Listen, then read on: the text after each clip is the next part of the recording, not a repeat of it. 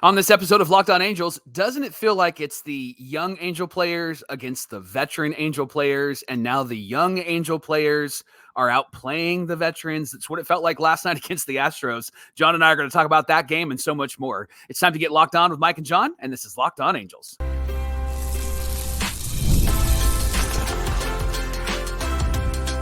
You are Locked On Angels, your daily Los Angeles Angels podcast. Part of the Locked On Podcast Network, your team every day.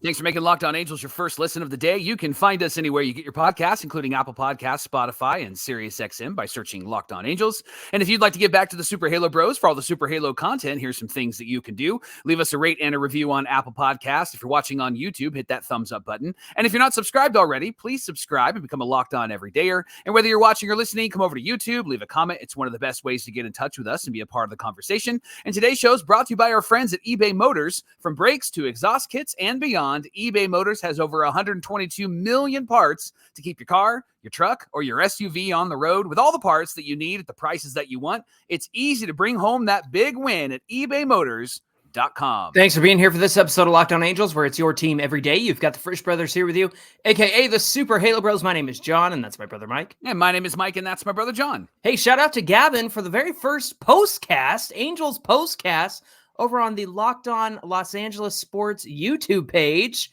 That was a great listen, and it's on our feed now, and so you can catch that on the audio side or the video side. Very happy to have Gavin with us. Talking too fast for my own good. Hey, we are here 5 days a week talking Angels baseball with you. We've been fans of this team for years, Michael. It's our third season here at Locked On Angels. On today's show, the Angels starters got to face themselves. We'll talk about that. Tyler Anderson said O'Hoppe is a major reason why he's improved this season. We'll get into the details there. But Mike, we got to talk about this second game against the Astros. It was not nearly as exciting as the night before when all of the youngsters hit home runs. Yep. This one, it felt like the vets were doing everything they could to fight against the youngsters, like you mentioned. Right. Yeah. Angels lose this one 6-5. And Johnny, it came in the bottom of the 10th inning when Carlos Estevez came in. And of course everybody knew that this was not going to go well.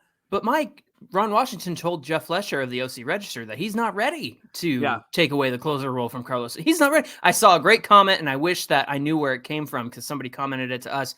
They said, Carlos Estevez isn't fooling anyone. No. But Ron Washington. Right. We're going to talk a lot about that on tomorrow's show, but talking right now about Carlos Estevez, John, no confidence, at least from this Angel fan, as he comes into that game. And he comes in, obviously the runner's at second base, but then they walk Yordan Alvarez, and then Jeremy Pena gets a RBI single to win the game. And it really boils down to Estevez is not fooling anybody. Every pitch that he throws seems to be in the same location, and it seems to be the same pitch, and it seems to be the same speed every single time. Can I just talk about Taylor Ward for a second, catching that fly ball out in the bottom of the 10th and allowing both base runners to tag up because he double clutched and he watched them run in front of what are you doing, Taylor Ward? I saw a double down the left field line, hit that stupid jigsaw corner because they're in the stupid juice box jigsaw puzzle. And Taylor Ward anticipates like picking it up where it's going as opposed to where it's deflecting off the corner of the stage. What's he doing out there, Mike? Yeah, he drives me nuts. And I know that he has been offensively pretty good for the Angels, but his defense feels like he's on tippy toes when he's out there and just he's like a ballet runner out there. And so that didn't help, but it really boils down to Estevez, John. And I don't know why they keep relying on this guy, especially when they did so well earlier with Hunter Strickland and Matt Moore coming in. But we also have Luis Garcia, who came in and gave up a home run, and Carson Fulmer, who was doing well and then gave up a home run. And so we find ourselves in this battle of who should be in this bullpen. And you tweeted it out from Locked On Angels. Let's bring up the Trash Panda guys and let them kind of figure it out, because these guys aren't figuring it out. And I get that there is a belief and there is a philosophy of keeping them in the minor leagues so they can continue to develop. But if these Angels are learning how to win, and last night they kept coming back and the offense was really playing well and the defense was really playing well outside of Taylor Ward, then I think that you have to reward these guys with guys that maybe are in that age range and let them get hyped on each other and try to figure out how to win games together instead of bringing in these veterans who keep blowing it for the Angels. It was so frustrating. Again, zero confidence. I'm voting no confidence to Carlos Estevez right now, Johnny. Yeah, keeping up with the pitching conversation. Griffin Canning got the start in this one, and he had a 2-0 lead that was quickly erased in the bottom of the first with back-to-back home runs. And the annoying thing is that Kyle Tucker's would have been a home run in one of 30 ballparks. Yeah. As it was the stupid Crawford boxes. Yeah. And of course, Yordan Alvarez, well, he got all of that home run, Michael. And so it immediately was erased. But not a bad line for Griffin Canning. 5 innings pitched, 5 hits, 2 earned runs, 3 walks, 2 strikeouts, 5 groundouts, 4 flyouts, 2 big double plays behind him. He's got a 1.99 ERA over his past 4 starts. Mike, 89 pitches. Should he have gone back out there for the 6th? What do you say? Yeah, I don't know, because he was really struggling in that 5th inning. And to get out of that inning, it took a lot of energy. And I think right now, Griffin Canning is a 5-inning guy. Yeah. And I mean, the guy has really turned it around. He had a 7 ERA in March and April. And so for him to be around 2 right now is a great turnaround.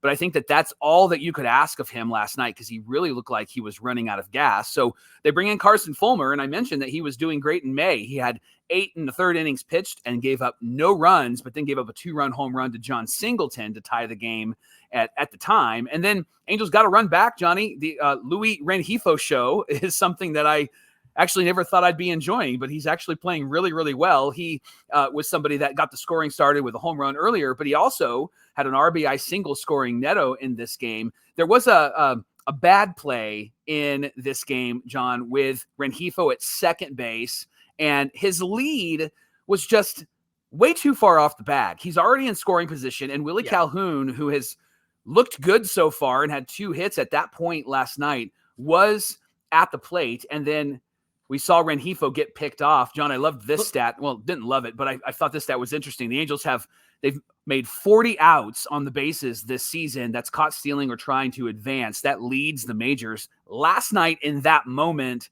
was not a moment where you needed that to happen with Luis Rengifo. No, especially when you had Christian Javier on the ropes, and the broadcast talked all about the fact that all the velocity across all of his pitches was down, and they've never gotten to Christian Javier in that way. No. And so for him to run themselves out of the inning, again, Mike, it's a read the room guys situation where you've got Willie Calhoun up, who's a hot hitter. You're already in scoring position. You don't need to do that. Mike, and you just scored 2. You just scored 2 runs. Right. You have a chance to add on here. Mike, they had 3 leads in this one, and they gave each of them away. In fact, later on in the game, it was 4-4, and Kevin Pillar got a 1 of 30 ballparks home run of his own. So, his 4th home run as an Angel, got his 17th RBI. That gave the Angels the lead. Kyle Tucker tied up the game in the bottom of the 7th. He got a hit off Luis Garcia. Of course, Luis Garcia is the one who gave up the home run. 5.49 ERA is what Luis Garcia's ERA is up to. Matt Moore came in, got the Astros 1-2-3, a nice bounce back inning for him. Hunter Strickland came in, gave up a leadoff double that, it looked like Rengifo dropped his marbles over there at third base trying to pick them all up instead of picking up the baseball. But fortunately, he got out. He got the final 3 outs, 2 of them against Altuve and Kyle Tucker. And then, of course, like you mentioned, Carlos Estevez gave up the game-winning RBI single to Jeremy Pena. But can I just say, and I don't want to make excuses for the Angels. Again, I mentioned it on our short instant reaction after the game. They had 3 leads, Mike. They had 3 leads through this one, and there's no excuse to give up 3 leads and take it to extra innings. And you stink at Minute Maid Park, and you've given the home team the advantage. But I have to say that was probably the worst umpiring I've ever seen so far this season. Yeah. In fact, there were so many pitches that went against the Angels in favor of the Astros, whether it was the Angels getting the same pitch called a ball and the Astros getting the same pitch called a strike. In fact, I got to give a shout out to @JordanMay1414 on Twitter, because he screen grabbed exactly what I was talking about. And this is only a couple of pitches, but this was indicative of the entire game of what this umpire was calling for the Astros. So here is Josh Hader pitching to Taylor Ward, and you could see pitch number 3 in the red there was a called strike off the zone. And he was calling that against the Angels all night. This is but one example, I should say. Then here's another at bat, Josh Hader versus Joe Adell. Same location, same called strike. But Mike, look at this one here. Same location, but not a called strike. And it was Estevez versus Jeremy Pena. And of course, Pena got the game-winning RBI. So it was just ridiculous umpiring in this one that was driving me absolutely crazy. And it wasn't the only instance. I understand that was toward the end of the game, but all night long, same pitch, same location, called I cannot wait to see the umpire scorecard today because it is going to be absolutely ridiculous. There'll probably be a +2 3-run in favor of the Astros on that thing. I'm going to call it right now because it's absolutely ridiculous. My poor wife had to hear me go, Josh Hader got the same pitch 8 times. Carlos Estevez didn't. So yeah, I apologize to my wife. That's not a thing that you do in a healthy marriage. Well, and if it was a consistent strike zone, that would be one thing, but it wasn't a consistent strike zone. And I know that wasn't the problem. And I know that that's not why they lost the game. Right. However, the couple of at-bats when Hader was in there, he pitched 2 innings. There was a couple of at-bats that it should have been 3 balls and a strike rather than 2 balls and 2 strikes against some certain batters. And where I really get frustrated with the Angels is, especially Taylor Ward, is when that is being called a strike and he checks with the umpire, hey, where was that? The umpire tells him, then Taylor doesn't swing at it again, which I understand, like, you have a good eye for the zone, but if the guy in blue is calling it a strike, then you need to at least try to foul it off because you know that he's consistently calling it a strike against you. Whether it's happening to any other guys is irrelevant in that moment. And that's what's really frustrating about Taylor Ward. He's tippy-toeing out there, and then he's not aggressive with the strike zone when it is being expanded. I get so irritated watching games when I see that happening, and we can see it from our vantage point. And so it's like, why are you not picking up on this? That's what this guy is doing. So don't try to get him to call that a ball. You're not Mike Trout. You're not Giancarlo Stanton. You're not somebody that gets those calls. So you have to do at least something to foul it off or to fight it off. But he didn't do anything in those moments. Right. Your zone is not his zone. And you should have figured that out by the 4th inning when he made tons of those calls against the Angels. Well, the Angels are 19-30. They are 3-2 against the American League West. They have a chance to win the series today.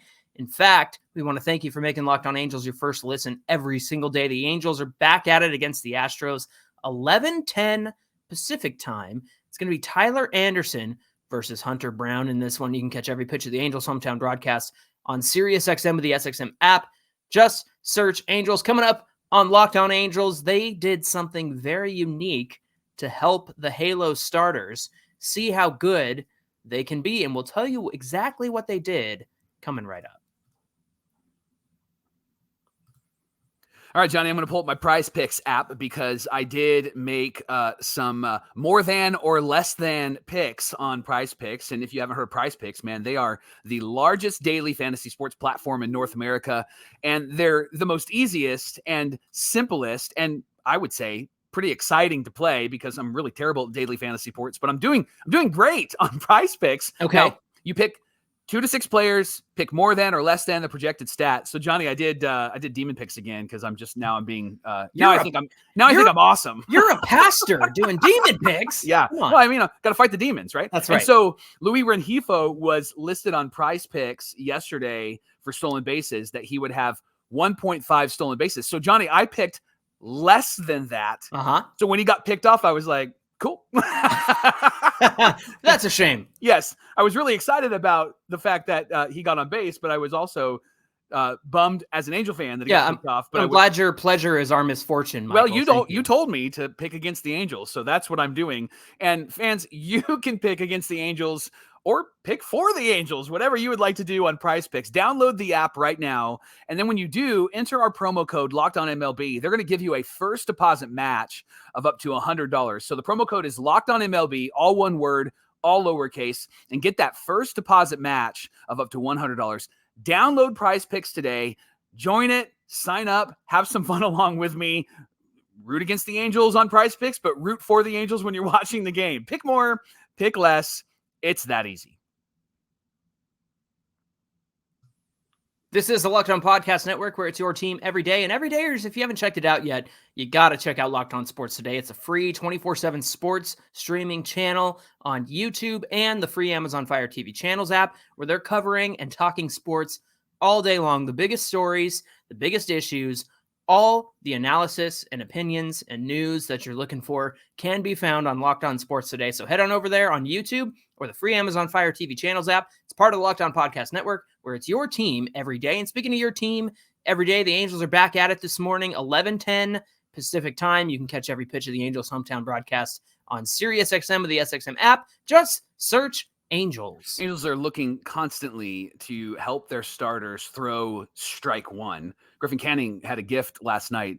There was a pitch timer violation on the batter, and so he got strike one pretty easy on that batter. But they're constantly trying to get their pitchers to throw strike one, and they're constantly trying to get them to tunnel or focus on getting the most strikes they can with the fewest pitches, and that's been a struggle for them, and we've shared some of those stats. So recently, Johnny, they turned to technology to teach their pitchers a lesson. They used a pitching machine, and this pitching machine replicates the precise repertoire of any pitcher. So a hitter can see a video of the pitcher, and then the ball comes out with velocity, break, spin, and it mimics the real thing. So the Angels had their starting pitcher stand in the box against themselves. And the point was to provide a confidence boost that their stuff is good enough to attack the zone. I like this name, Traject Pitching Machine. And you know it's cool, Mike, because it's spelled Trjekt, Traject. And I'm shocked. Traject. I'm shocked that the Angels spent money on technology, Mike. Right. They're actually doing something to help their pitching get better by using advanced technology. How about that? That's great. Growth, everybody. Yes, I love technology. Okay, so Jose Soriano, when he did this, Johnny, he literally laughed out. He LOL'd. He laughed out loud, recalling the experience. He said, I knew my pitches were good, but when I faced myself, I found out they're really good. So I just have to trust my stuff right now. Now, here's the stats. Angels ranked 29th in the majors in first pitch strikes, despite that being an emphasis in spring training.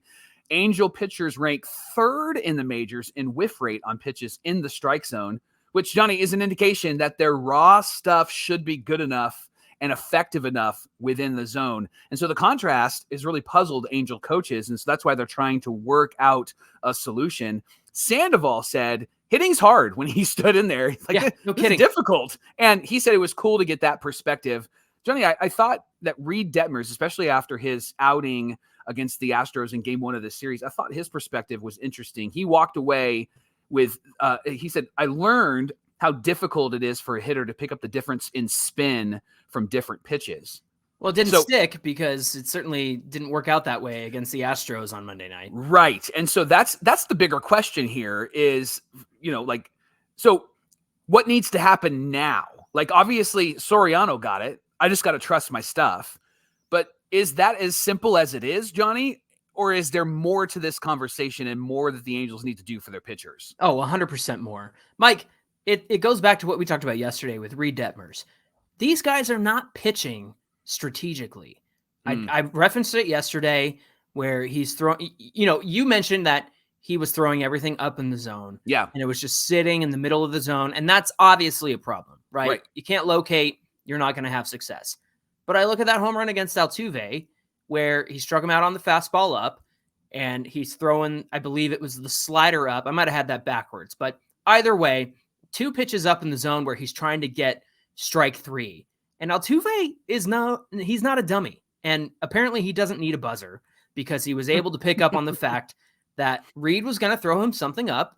So that's where he went looking. Yeah. And he's just not mixing his pitches up and down, left and right, like he was when he started the season. And we've talked about that multiple times now with Reid Detmers, where he was locating. Just his fastball made all the difference, Mike. But the problem is they aren't pitching strategically, specifically Reid Detmers. Now, I'm not going to give Griffin Canning grief for surrendering what was a low and away fastball to Kyle Tucker into the juice boxes, or even that, was it a slider down in the zone or a changeup down in the zone? it was something that Yordan Alvarez just Vladdy-daddied right out to right field. So you can't help stuff like that sometimes. But at the same time, you've just got to be strategic in the way that you pitch. You've got to move things around. You got to change the eye level. You've got to keep that arm slot consistent. I really want to do I'm not very good at this kind of stuff, but I want to do kind of a side-by-side video of Reid Detmers throwing a fastball versus a slider. Because there were some Locked On Everydayers in our comments who said, maybe he's tipping. Maybe he's tipping his pitches somehow. So I think it would be interesting to get in there and look at what he's doing. And then I'll send that information over to Barry Enright. That's what I'll do. Perfect. This sounds like this was more of a confidence boost than anything else. When you talk about pitching strategically, there is a second layer to this. It sounds like having them stand in there and face themselves was a confidence boost and a reminder that, hey, I'm actually pretty good. I can throw really good pitches. And by the way, it's hard to hit. So why am I giving so much confidence, and why am I so afraid of the batter that's at the plate right now, when it is really difficult to do what they're doing, and facing my stuff can make it even more difficult. So it sounds like it was more of a confidence boost than anything else, but you're right. There needs to be some sort of strategy. And I think it has to be very personal and very specific to each of the starting five. Well, I certainly trust Barry Enright to do that as well. He's helped these guys make adjustments along the way. And Patrick Sandoval eliminating his terrible four-seam fastball is a really good example of that. And you know what else that's led to, Mike, is the fact that Sandoval is throwing more sinkers. Yeah. It's led to a trust of his defense behind him. It's led to less dinky-doos falling in. And we have talked ad nauseum about Patrick Sandoval and getting dinky-dooed and errors behind him and whatnot. And since he's eliminated that fastball, that kind of nonsense has gone away. I think all of this idea to have them face themselves and then have specific plans for each pitcher, I think is very much a credit to Barry Enright. Today's show is brought to you by our friends at eBay Motors. Now, listen, passion and drive and patience, that brings home the winning trophy in sports. But did you know that it also keeps your car, your truck, or your SUV alive? And eBay Motors is going to help you to do that. They have everything that you need to maintain your vehicle and level it up to peak performance: superchargers, roof racks, exhaust kits, LED headlights, so much more. Whether you're into speed or power or style, eBay Motors has you covered. And with over 122 million parts for your auto, you'll be glad that you went to eBay Motors, because they have exactly what you're looking for. Can I eBay Motors anything for this Angels bullpen to help us out here? I'm sure they got something. Yes. Is there a new battery for Carlos Estevez that we can switch out, right? Maybe I'm going to check on that after the show. With the eBay Guarantee Fit, this is the best part about eBay Motors, by the way. Your part that you order is guaranteed to fit your ride every single time, or you get your money back. And friends, that has happened. They guarantee it, but then if it didn't fit, maybe they made a mistake or you made a mistake. Doesn't matter. They're like, hey, give your money back, and then we're going to help you find the right part, which I love about eBay Motors, because they want you to burn rubber and not burn cash, especially in this economy, right? With all the parts that you need at the prices you want, it's easy to turn your car into the MVP and bring home that win. So keep your car, your truck, or your SUV alive at ebaymotors.com. Eligible items only. Exclusions do apply, and the eBay Guarantee Fit is only available to U.S. customers. One of the bright spots of this season has been the fact that Tyler Anderson seems to have found what makes him effective once again, Mike. And after a year of seeing him struggle and, throw 100 pitches through four innings, I'm just laughing thinking about that Twitter account, which is like 100 pitches through 2.2 innings, I think is the name of their handle. Yeah. I have to say that it has been so nice to see Tyler Anderson get right. And maybe he's not quite the Dodgers version of Tyler Anderson, but you have to remember 2022, there was the shift still in play. So I'm sure that certainly helped him, but credit where credit is due. He is doing really well for the Angels this season. And Tyler Anderson, speaking of credit, gives Logan O'Hoppe and his growth as a catcher a lot of credit. He said that Anderson's improvement on the mound this year has a lot to do with Logan O'Hoppe behind the dish. He said that O'Hoppe has taken massive strides behind the plate. He spoke to MLB Network Radio on Sirius XM about this. He said that going from being the starter as a catcher behind the dish, then getting injured last season, and then having the starting job and needing to know all the pitchers and even the hitters that the pitchers have to face, O'Hoppe has taken some huge steps forward in terms of keeping all of that in his head. You not only have to know who you're working with on the mound, but you got to know everybody who's stepping into that batter's box. And Tyler Anderson said that's a huge credit to Logan O'Hoppe. Yeah, he says that when they face batters, both he and O'Hoppe focus on the hitters and knowing who's coming to the plate, getting history on those hitters, what they do well, what they don't do well, and then creating a game plan and executing the game plan, and then adjusting if that plan isn't working, which I love is happening. And he said that's all led by O'Hoppe. In fact, he said he's the big reason why I'm better this year, which love that. Brings up a really interesting question, John. Is it because Matt Thaiss was the catcher last year that perhaps Tyler Anderson struggled a bit more and hasn't struggled as much this year and has really improved? Because according to Anderson, O'Hoppe is really coming to his own at being a battery mate. Yeah, Matt Thaiss, Chad Wallach, God bless them for stepping into the roles that they did. Because, Mike, it was supposed to be Logan O'Hoppe and Max Stassi. Remember, Stassi had to take the entire season off because his wife was having their baby and there was a lot of complications with the pregnancy. And so we're happy all of that turned out great for the Stassi family. But the original plan was Logan O'Hoppe and Max Stassi as the backup. And out of nowhere, suddenly you had Matt Thaiss and Chad Wallach handling the role. And I know Thaiss got more starts than Wallach, but there was a time where they were kind of splitting duties. Yeah. And that inconsistency, I think, creates an issue with your battery mate, your starting pitcher out there. Right. And they did the best that they could in a season where, there were expectations of a good team trying to get to the playoffs, and they hung in there about till right before the trade deadline. And then everything fell apart at the trade deadline once they made all their moves. But I have to say, they did a good job handling the role, but there's just no comparison to what Logan O'Hoppe is doing behind the dish. And he is doing a great job at throwing runners out this season. And I think he manages and is continuing to learn how to manage a good game. But look, this is the catcher of the future that they wanted, that they made the trade for, and it's worked out for the Phillies with Marsh, and it's working out with us and Logan O'Hoppe. The biggest issue right now, Mike, is the hitting at the plate. Yeah. Like, I know he had the big 3-run homer, but that's something that I think will continue to improve for Logan O'Hoppe. But right now, it just seems like his head is full of catching knowledge in terms of knowing the hitters and knowing who he's working with up there. What would you rather have if you had to choose, better defense or better offense from Logan O'Hoppe? Man, that's a really good question. I mean, at this point, it's the offense that's lacking.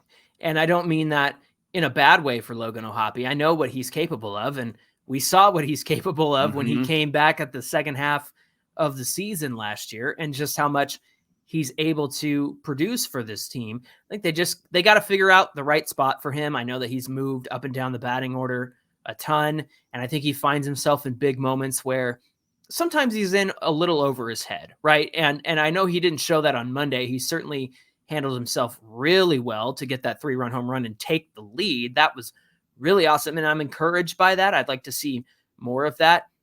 As of now, I think his defense is fairly solid. I truly believe that he's going to continue to improve there as well, but I'm going to throw a third wrinkle at you, and that's the game management and the pitch calling, because he's admitted to some mistakes this year, hasn't he? Yeah, he has, and I appreciate that he has, but that's also him learning these guys. And remember, as Tyler Anderson pointed out, he only got a bit of a bite-sized moment with them last year at the beginning and at the end of the year. O'Hoppe, to me, feels like the same O'Hoppe offensively as who he was last year around this time. Like, he seems to be getting timely hits and knocking in some runs. We never thought he'd be this power hitter that he was when he came back after the injury. And so that was a pleasant surprise. And so the offense, I think, does need to continue to improve, but it is nice to see him coming through offensively. I really think the defense has been something that he's really worked on, but you're right, that game management is going to be the key for this starting rotation. And I actually believe it's why the last 4 or 5 starts outside of that Reid Detmers start have been really good, because he's building confidence and a nice rapport with the starting pitcher. And I think that what happened with Griffin Canning last night in his last inning, in the 5th inning, when he got out of a tough spot, is because he has a whole lot of confidence in what pitches Logan O'Hoppe is calling for Griffin Canning. I got to say, while we're on the subject of catching and Matt Thaiss and everything, Matt Thaiss caught Jose Soriano a couple games back. You're right. And that was a huge difference from, remember the first time Thaiss caught Soriano and he just couldn't handle the nastiness of Soriano's pitches. So I got to give credit where credit's due there. Look, I'm not excited to see Matt Thaiss out there every time. Right.